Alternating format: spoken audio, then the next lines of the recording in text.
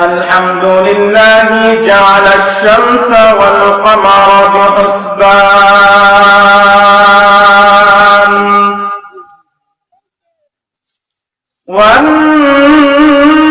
والنجم والشجر يسجدان وفضل زمانا على زمان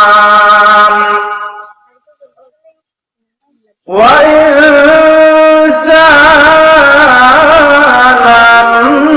على إنسان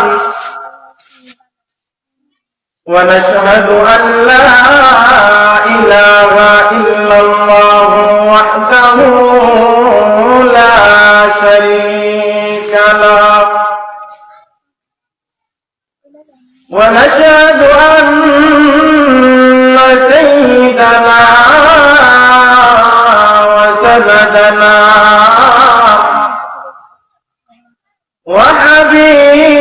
وحبيبنا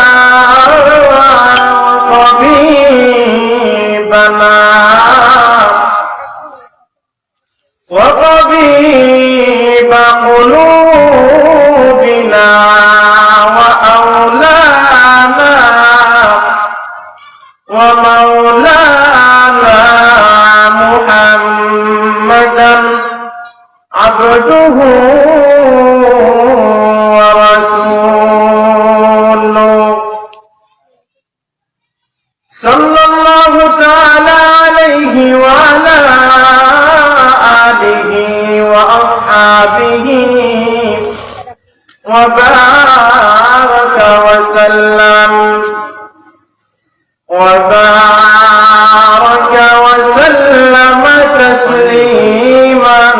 تسليما كثيرا أما بعد فأعوذ بالله من الشيطان الرجيم بسم الله الرحمن الرحيم وقضى ربك ألا تعبدوا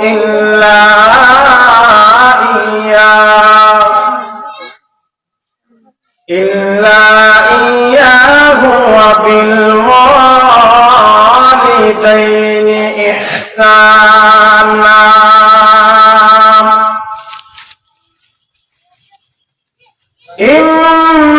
إما يبلغن عندك الكبر أحدهما أو كلاهما فلا تقل لهما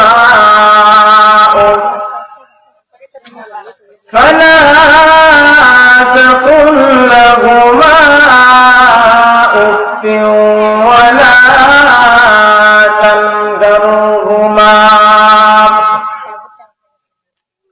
وقل لهما قولا كريما وقال رسول الله صلى الله عليه وسلم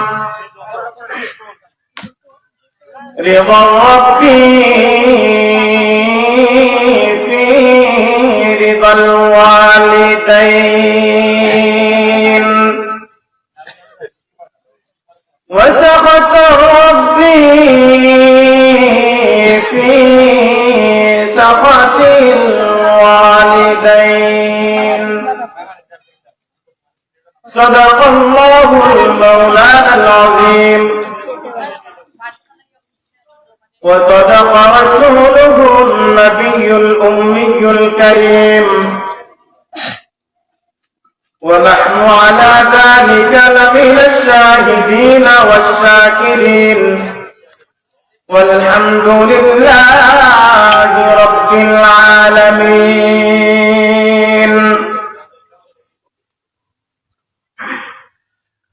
जिंदगी में बंदगी तू करना है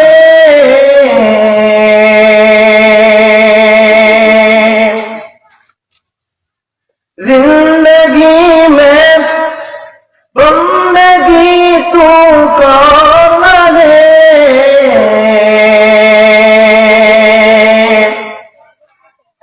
जिंदगी में बंदगी शर्मिंदा है जिंदगी में बंदगी शर्मिंदा है आए थे हम कुछ न कुछ खरीदने को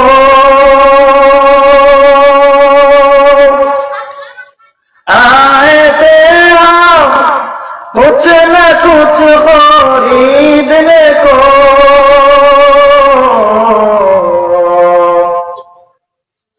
जिससे रोशन मेरे पल बालों हो जिससे रोशन मेरे पल बालों हो अल्हम्दुलिल्लाह আল্লাহ পাক রব্বুল আলামিনের অসংখ্য গণিত শুকর ও সুজুদ যারা কারীম আমাদেরকে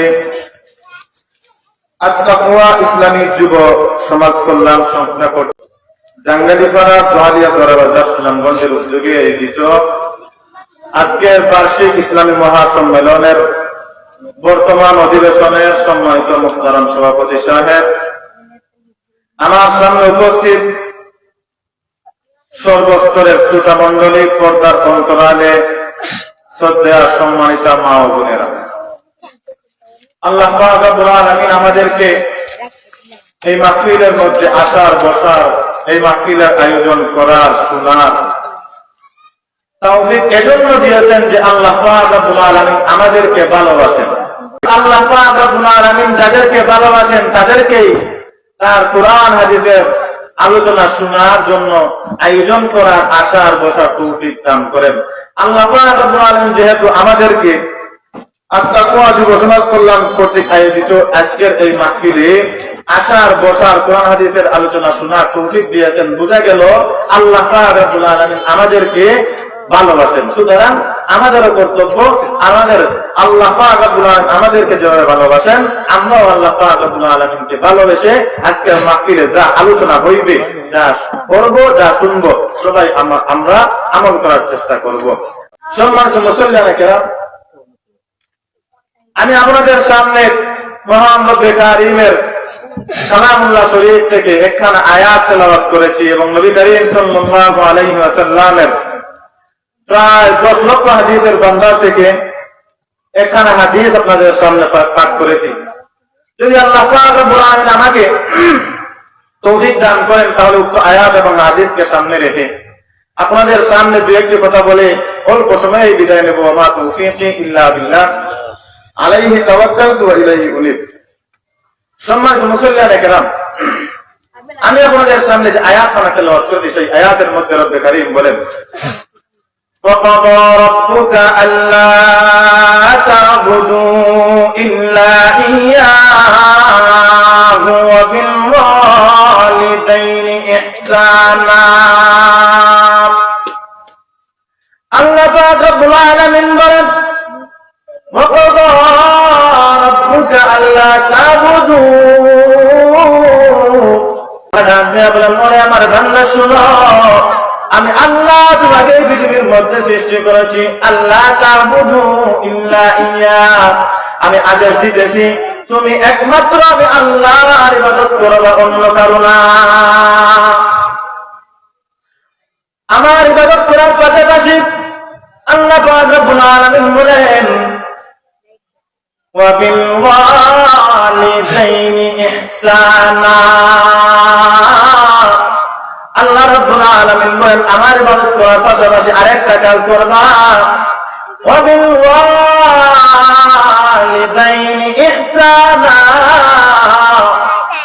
আমি আল্লাহর ইবাদত করবা পাশাপাশি তোমার মা বাবা যাদের মাধ্যমে আমি তোমাকে দুনিয়ার মধ্যে প্রেরণ করলাম, যাদের ওসিলা যাদের কষ্ট এর বিনিময়ে তুমি আসলা, তাদের সাথে কিরকম আচরণ করবা?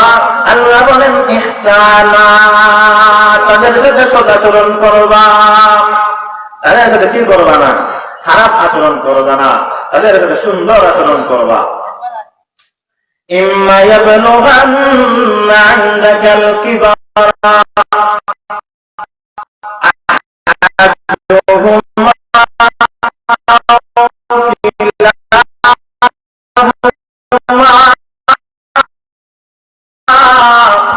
আল্লাহ বলেন আল্লাহ যদি তোমার কি হয়ে যায়, একজন বা দুইজন অথবা উভয়জন যদি কি হয়ে যায়, বৃদ্ধ হয়ে যায়, তাহলে তাদের সাথে আরো স্পেশাল ভাবে কি করবা? আচরণ করবা। কিরকম আচরণ? ফালা তাকুল লাহুমা উফ, তুমি তাদেরকে তাদের আচরণের কারণে তাদের চলাফেরার কারণে উফ শব্দটুকুও বলো না। অথবা এর উল্টোটা হতে পারে, তোমার আচরণের কারণে যাতে তারা কি না হয় উফ শব্দটুকু না বলে, অথবা তাদের আচরণের কারণে তুমি উফ শব্দটুকুও বলো না। আমার ভাইয়েরা, আল্লাহ পাক রব্বুল আলামিন কোরআনের আয়াতের পরের অংশের মধ্যে বলেন وَقُلْ لَهُمَا قَوْلًا كَرِيمًا, এবং তাদের সাথে যখন কথা বলবা সেনসেনগি করে না ফুলাইয়া গার ফুলাইয়া কথা বলবা না। কিভাবে কথা বলবা? আল্লাহ বলেন وَقُلْ لَهُمَا قَوْلًا كَرِيمًا, যখন তুমি তাদের সাথে কথা বলবা তাদের সম্মান সূচক শব্দ দ্বারা সম্মানের সাথে কথা বলবা। বলেন সুবহানাল্লাহ। আমার ভাইয়েরা, আল্লাহ পাক রব্বুল আলামিন মাতা পিতাকে এত গুরুত্ব দিয়েছেন, মাতা পিতাকে এত গুরুত্ব দিয়েছেন।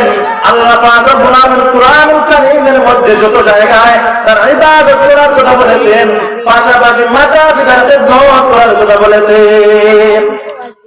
আল্লাহ পাক রব্বুল আলামিন মাতা পিতাকে এত গুরুত্ব দিয়েছেন, অথচ আজকে আমাদের সমাজে সবচেয়ে অবহেলিত যে মানুষগুলো আছে তারা হলো মাতা পিতা। মাতা পিতার সাথে আমাদের এমন আচরণ, এমন চলাফেরা, এমন রকম অবাধ্য আচরণ আমরা করি যে আল্লাহ পাক রব্বুল আলামিন আমাদের মাতা পিতাকে যে পরিমাণ গুরুত্ব দিয়েছেন, যদি আমরা বুঝতাম জানতাম তাহলে আমরা কখনো কি করতাম না? মাতা পিতার সাথে খারাপ আচরণ করতাম না।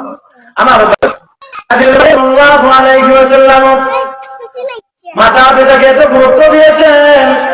এক হাদিসের মধ্যে আছে নবী করিম সাল্লাল্লাহু আলাইহি ওয়াসাল্লাম মসজিদে নববীর মধ্যে বসে আছেন, এমন সময় এক সাহাবী ধরে বললেন ইয়া রাসূলুল্লাহ, ইয়া হাবিবাল্লাহ, ওগো আল্লাহর নবী, আমার মাতাও আছেন পিতাও আছেন, আমার মাতাও জীবিত পিতাও জীবিত, এখন যদি আমার মা একটা আদেশ দেয়, বাবা একটা আদেশ দেয়, আমি কার কথা আগে মানবো, কার কথা আগে শুনবো? আল্লাহর নবী বলেন উম্মুহা, তুমি তোমার মায়ের কথা শুনবা, তোমার মাকে বেশি কি করবা, তোমার মাকে বেশি মান্য করবা। আল্লাহর নবীর সাহাবী আবার বলেন ওগো আল্লাহর নবী, এরপরে যদি আবার বলেন তাহলে কার কথা মানবো? আল্লাহর নবী বলেন আবার দ্বিতীয়বার বললেন তোমার মায়ের কথা শুনবা। আবার আল্লাহর নবীকে সাহাবায়ে কেরাম প্রশ্ন করলেন ইয়া রাসূলুল্লাহ, পরের বার কাকে সম্মান করব? আল্লাহর নবী বলেন আরে আমার সাহাবায়ে কেরাম, তৃতীয়বার তুমি তোমার কি করবা? তুমি তোমার মায়ের কথা শুনবা। চতুর্থবার যখন আবার প্রশ্ন করলেন তখন নবী করিম সাল্লাল্লাহু আলাইহি ওয়াসাল্লাম বলেন চতুর্থবার তোমার পিতার কথা শুনবা। ওরে আমার সাহাবায়ে কেরাম, শুনে রাখো, আল্লাহ পাক রব্বুল আলামিন মাতা পিতার মধ্যে মাকে এত সম্মান দিয়েছেন যে নবী করিম সাল্লাল্লাহু আলাইহি ওয়াসাল্লাম মাকে তিনবার আগে কি করেছেন? তিনবার প্রথমে মাকে সম্মান করার কথা বলেছেন, এরপরে চতুর্থবার বাবাকে সম্মান করার কথা বলেছেন। এর কারণ কি? মুহাদ্দিসিনে কেরাম বলেন মাকে আল্লাহ নবী তিনবার কি বলেন সম্মান দিলেন কেন? চারবার যেতে পারতেন, পাঁচবার আরো বেশি দিতে পারতেন, কিন্তু তিনবার দিলেন কেন? মুহাদ্দিসিনে কেরাম বলেন এমন তিনটা কষ্ট আছে, এমন তিনটা কষ্ট আছে মা সন্তানের জন্য করে থাকে, এমন তিনটা কষ্ট মা সন্তানের জন্য করে, যে তিনটা কষ্ট, যে তিনটা বেদনা অন্য কোন সন্তান করতে পারে না। অন্য কোন বাবা, অন্য কেউ এর অংশীদার হতে পারে না। একমাত্র মাই কি করতে পারে, এর অংশীদারিত্ব নিতে পারে। কি সেই তিনটা কষ্ট? আল্লাহ পাক রব্বুল আলামিন কোরআনুল কারীমের মধ্যে বলেন, এক নম্বর কষ্ট হলো হামালাতুহু উম্মুহু কুরহা। আল্লাহ পাক রব্বুল আলামিন কোরআনুল কারীমের মধ্যে বলেন, এক নম্বর মায়ের কষ্ট, যায়ের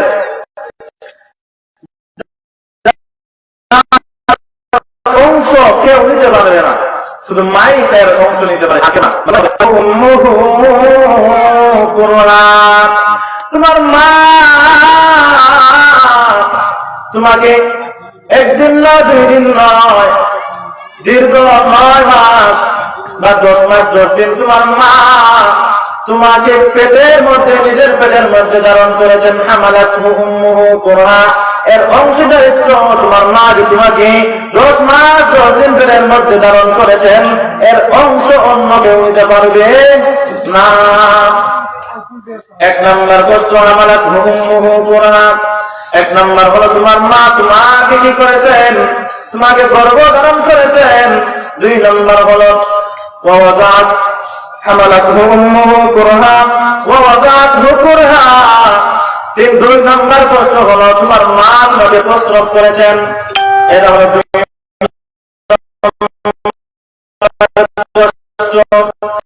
এই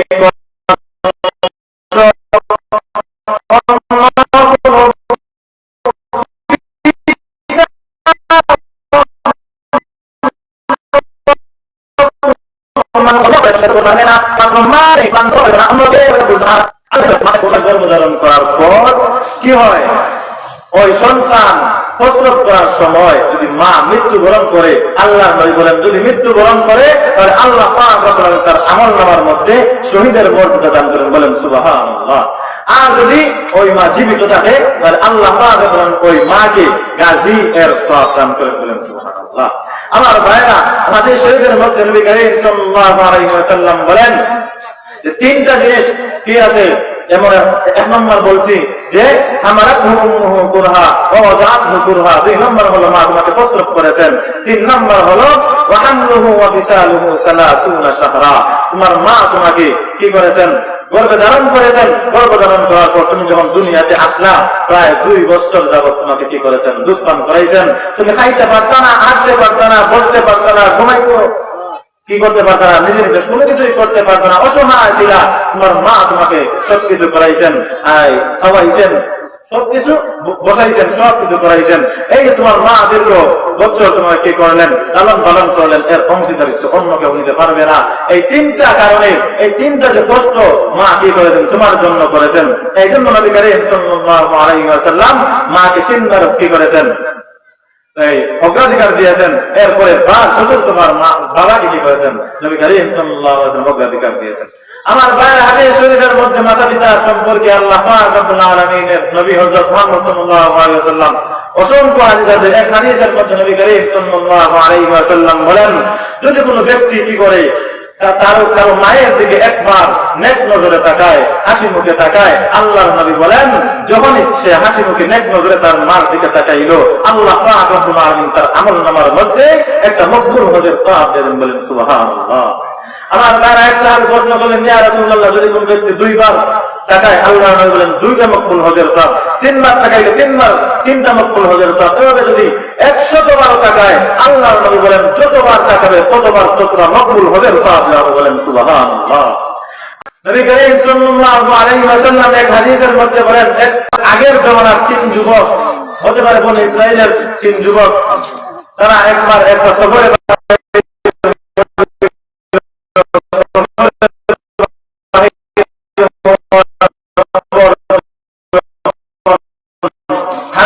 হাঁটতেছিল, রাত্রি যাপন করতে লাগলো। হঠাৎ দেখলো তাদের প্রবল বাতাস শুরু হইল। বাতাস শুরু হওয়ার কারণে তাদের উপরে তাদের গুহার মুখটা একটা পাথর দিয়ে ঢেকে গেল। এই যে পাথর দিয়ে দেখে গেলে দেখে যাওয়ার কারণে এখন তো তারা বাইরে হইতে পারবে না, ভিতর থেকে সরানোর মতো তাদের তৌফিক নাই। এখন তারা টেনশনে পড়ে গেল, কি করা যায় কি করা যায়। এক পর্যায়ে তারা পরামর্শ করলো, তিনজন ব্যক্তি, যে কি করা যায়। তিন যুবক পরামর্শ করলো যে আমরা আল্লাহর কাছে চাই, তবে আল্লাহর কাছে চাইতে হলে এমন কিছু নিয়ে চাইতে হবে যাতে আল্লাহ পাক রব্বুল আলামিন আমাদের উপর দয়া করেন। তখন এদের মধ্যে থেকে এক ব্যক্তি দোয়া করা শুরু করলো। এক ব্যক্তি দোয়া করা শুরু করে, আল্লাহ, আমার জীবনে যত ভালো কাজ মনে হয় আমি করলাম, তার মধ্যে থেকে আমার যতটুকু ধারণা একটা ভালো কাজ আমি করেছি। সেই কাজটি হলো আমার মা আমার বাবা বলে জীবিত আছেন। আমি যখনই আমার মা বাবার জন্য বা আমার ফ্যামিলির জন্য, যখনই আমার ফ্যামিলির জন্য কোনো কিছু আনতাম, আমার মাতা পিতাকে না খাওয়াইয়া, আমার মাতা পিতাকে না দিয়া আমি আমার সন্তানকেও দিতাম না। একদিন রাতে যখন আমার মা ঘুমায়া পড়ে, আমি আমার মায়ের পাশে গেলাম, গিয়ে দেখি মা ঘুমে এমন অবস্থায়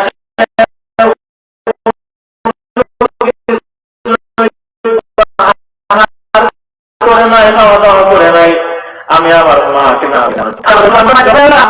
ফজরের সময় যখন হলো আমার মায়ের ঘুম ভাঙলো, আমার মাকে আমি কি করলাম, দুধ পান করাইলাম।